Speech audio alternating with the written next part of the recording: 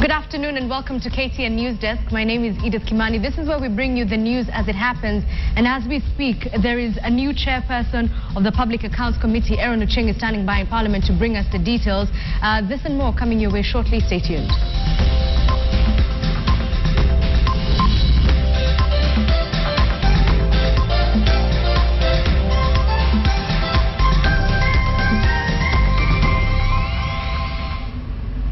The National Environment Management Authority, or NEMA, is shifting the blame over the operations over the metal refinery EPZ Limited to the Mombasa District Health Officer John Dongo. Now, in a statement, NEMA Director General Professor Geoffrey Wahongo says following complaints over the operations of the factory, NEMA issued a closure order on the 3rd of October 2013. But Mombasa District Public Health Officer John Dongo gave NEMA an inspection report confirming that the factory had complied with all the conditions required and recommended that the factory be reopened.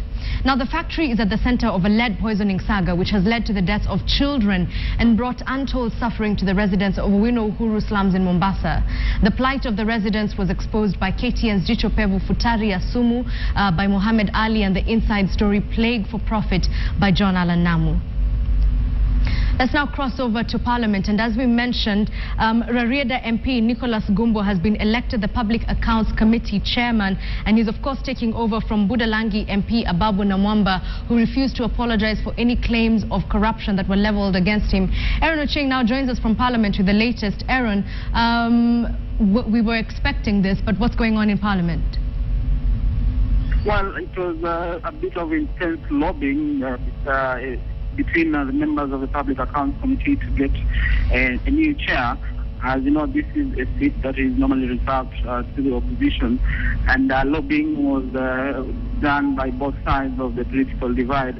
But as it emerged, two rival contestants,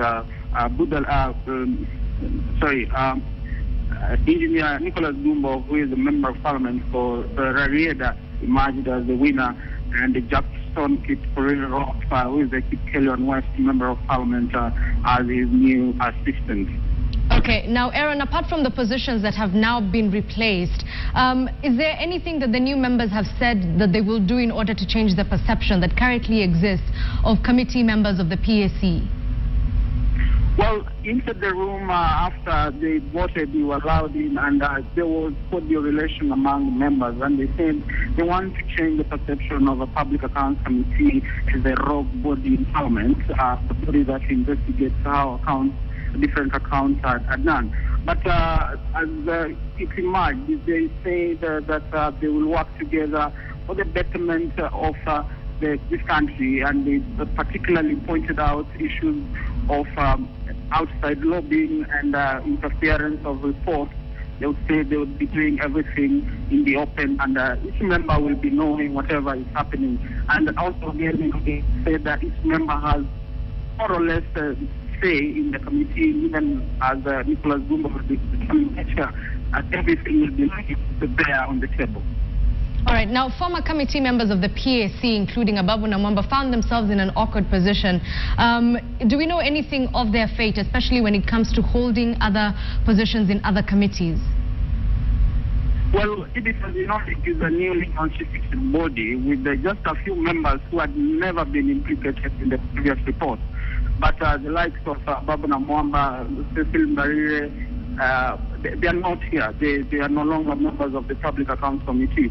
Only a few of these members that were never mentioned in any corruption allegations are the ones who figured into this the newly constituted body. So it's a purely new body, and as I said, it is under new management, it is under new leadership, and we expect that we'll be seeing not much from the members that were previously in the other committee that was led by Ababu Namwamba. All right, thank you very much, Aaron Ocheng, our senior political reporter, joining us from Parliament, where the Public Accounts Committee, as he said, has new management being led now under the chairmanship of Rarieda MP Nicholas Gumbo, who takes over from Budalangi MP Ababu Namwamba.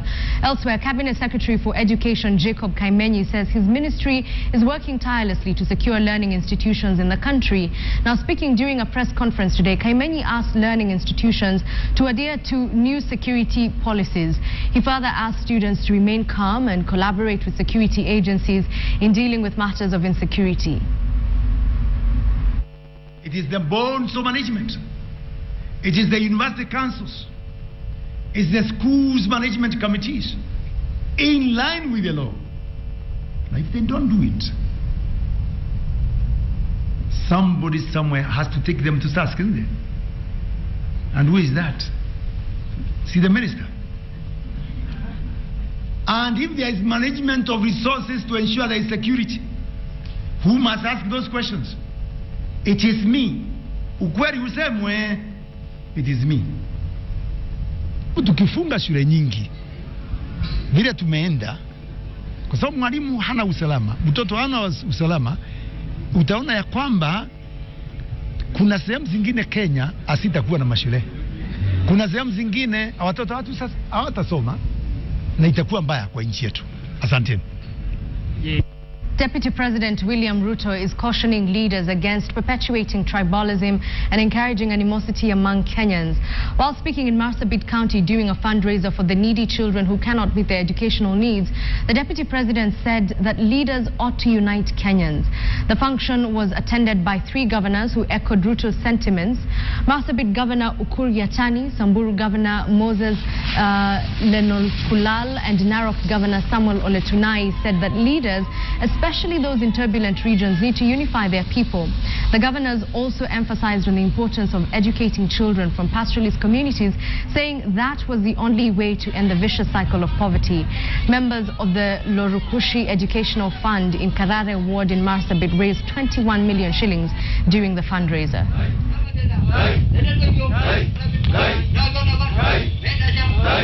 Sisi tutakaa tuzungumze, tuone vile tutaweza kuunganisha watu wetu kwa minajili ya maendeleo, kwa sababu lengo la kila moja ya kila kiongozi ni kupeana huduma bora zaidi kwa watu wetu. Mambo ya security tunataka iwe default ili governors wapate role ya katika security. Hatutaki sasa mgogoro, hatutaki makimbizano, hatutaki mgawanyiko, tunataka tuungane ndio tufanye kazi, tushughulikie mahitaji ya wananchi. Mimi nawauliza viongozi wetu wote, every leader worth their salt, not in Marsabit, in Kenya, must run politics devoid of tribalism and ethnicity.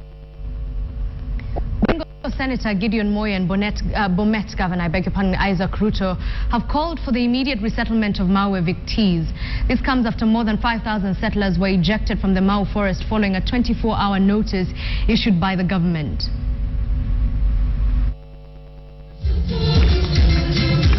The leaders who were speaking in Kuresoi South, Nakuru County, labeled the evictions as brutal. They demanded that talks between the Ministry of Environment and leaders drawn from Bomet, Kericho, Narok and Nakuru counties begin talks immediately to avert a humanitarian situation in the region. Wakati huu ambao inanyesha, ambao ni baridi, mvua tele, watu wetu wametolewa in a very inhuman and brutal manner. It is totally unacceptable. We do not and will not accept in the manner that they've been treated. We have said it countless of times that there should be dialogue. Those people should be resettled fast, and people should move with dignity. You don't kill our children because of ujeuri. You don't start killing our children in Anyesha side, and we have got problems. So we want proper resettlement, and we must discuss. What is the problem with discussion? Hundreds of settlers were ejected from Mau Forest on Sunday following a 24-hour notice issued by the government. They decried the manner in which the evictions were done, with families citing that they were not given time to collect their properties. The evictees accused the Kenya Forest Service of defying a court order on the matter, claiming the order had barred any evictions pending the case's determination on the 6th of October this year.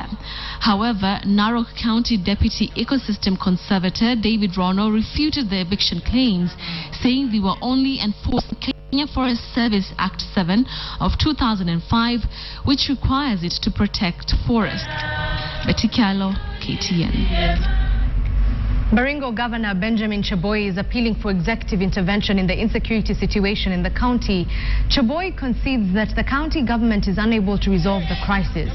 Now, Cheboy spoke in Kabarnet during a public rally organized by civil societies in the region. Currently, 27 schools are being closed, while 183 people are reported to have lost their lives in the recent past. The meeting brought together area NAT officials, security agents, church leaders, MPs, among other local leaders. They called for accountability from the county top security officials. Naona kama wamesukumwa kabisa mpaka kwa ukuta. Asante. Kuna shauri moja tu pengine nataka niwapatie wote. Gavana, bwana mheshimiwa. Makofi kwake tafadhali. Tunataka kuuliza serikali wachunguze ni nani ambayo wana finance shida hii. Yeye mwenyewe aje hapa katika Baringo County, atueleze ni kitu gani imekuwa shida kwa kumaliza janga hili ya ukosefu wa amani. Wacha niulize, kuna wakora na shinda serikali?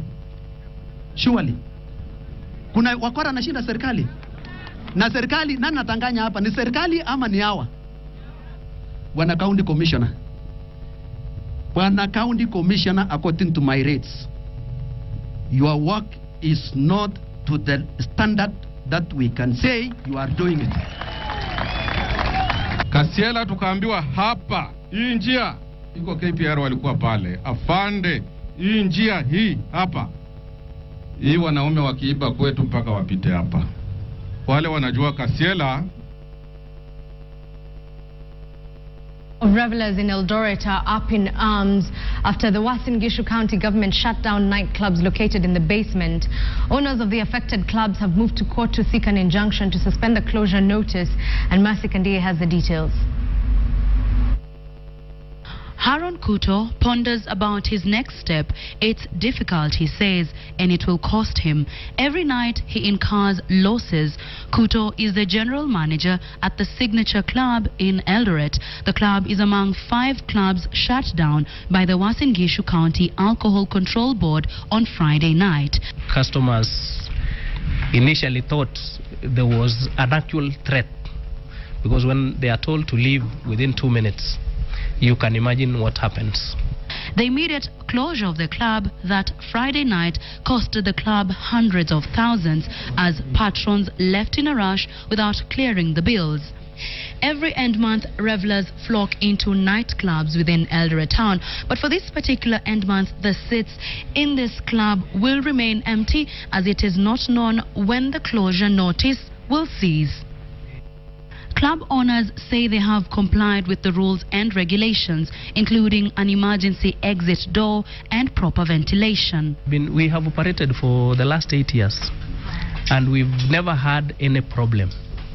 In fact, like you've seen out there, we have two doors before you get into the club. So in as much as we want to operate within the law, let us stick to the law. You cannot just close this thing like a food kiosk. If one is wrong, all is wrong. Armstrong Rono is the County Alcohol Control Board Director. He says not all the rules were adhered to, that the clubs in the basement were given 1 year to relocate.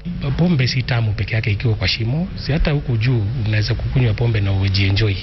And our concern is actually the safety and security of the citizens. Those places are meant for parking. Rono terms the closure as a proactive move and that the move followed the law, nothing sinister about it. It's not fair. It's breaking our heart. Trust me, it was the best. Like one of those nice places you want to be in. Over the weekend, after studies, you want to unwind. So please, Mandago, do something. Those who are in wako na maclubs hawafuati sheria. Saa zingine wanaenda kupata kidogo, wanamwambia tafadhali kidogo ninaenda safari na nisipokunywa siwezi kuwa very much okay. So wanapatia kidogo, anakunywa, kufika hapo chini yake mtu kijana mzuri pengine alikuwa anaenda kwa college anaangukia kwa mitaro. We are supporting the closure of the bus because of our students and our pupils.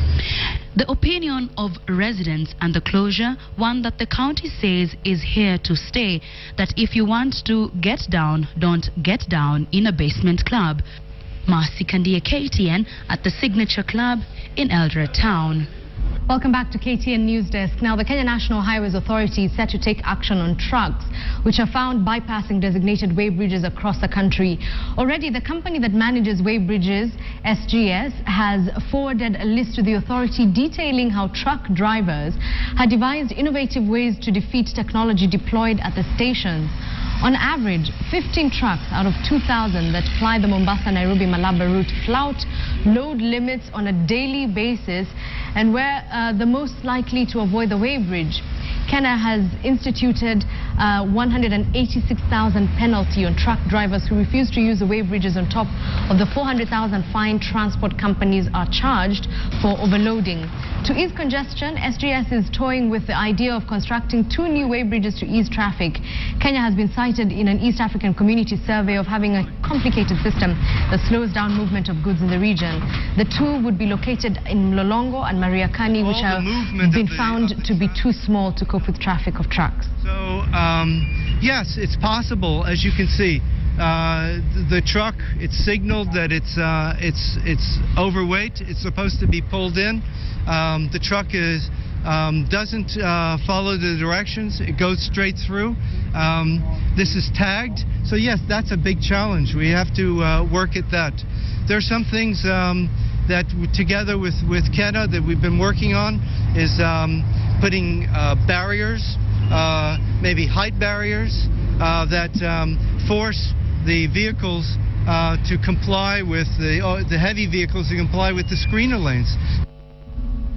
Rescuers in Nepal battle to reach remote communities devastated by a huge earthquake that has killed at least 4,310 people, with a further 7,953 known to have been injured.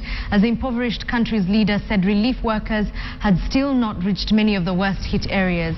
With the UN estimating 8 million people have been hit by the disaster, Prime Minister Sushil Koirala says the government has been overwhelmed by appeals for help from villages affected by Saturday's 7.8 magnitude quake. With fears rising of food and water shortages, Nepalis were rushing to stores and petrol stations to stock up on essential supplies.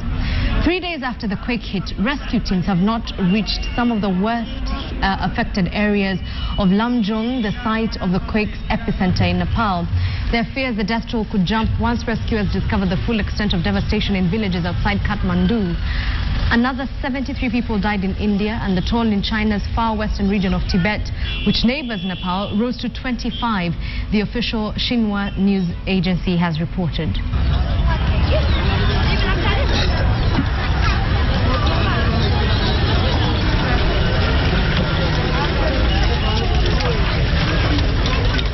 Right, from Asia to America, where thousands of police and National Guard troopers were ordered to back up beleaguered officers in Baltimore Tuesday after riots triggered by anger over the death of a black man in police custody.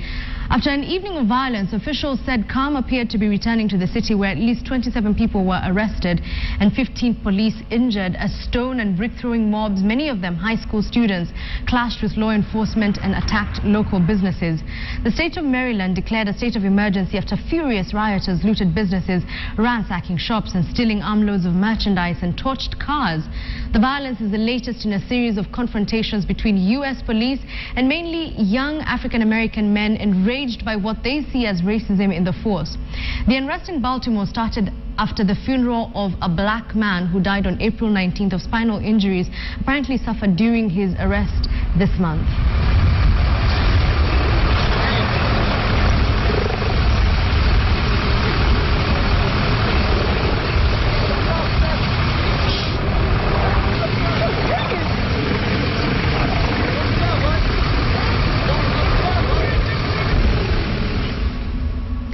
look now at the sports, and talks about the upcoming World Athletics Championships in Beijing took center stage as the triumphant London Marathon athletes jetted back home early this morning. World Marathon record holder Dennis Kimetto and former record holder Wilson Kipsang, who was second in London, have expressed interest in representing Kenya, while the newly crowned London Marathon champion Eliud Kipchoge chose to not speak too soon. The feeling actually, I'm saying I am happy to be the winner of the London Marathon. Expecting very fast pace, and also I had to stay there to get real focus, not distracted by anybody. That's why I was in front all the time. It's really challenging, and it needs a very high thinking. So that's why 40 kilometers I had to grab water and speed very fast to catch him, so that I treat my system and try to speed up. There was a lot of pressure because all eyes were on me and Kimetto, and even all during the race, the whole group were just trying to keep a close watch on me, and it was more challenging. To handle that kind of pressure is not easy. It's not all times that you find that you are really in your top shape. It's not all times that you get the same conditions. Well, this is where we wrap up this edition of KTN NewsDesk. Unfortunately, I don't have a did you know fact for you, but tomorrow I'll be kind and give you two, because the internet has decided to mess us up. Hopefully we'll see you then. My name is Edith Kimani. Good afternoon.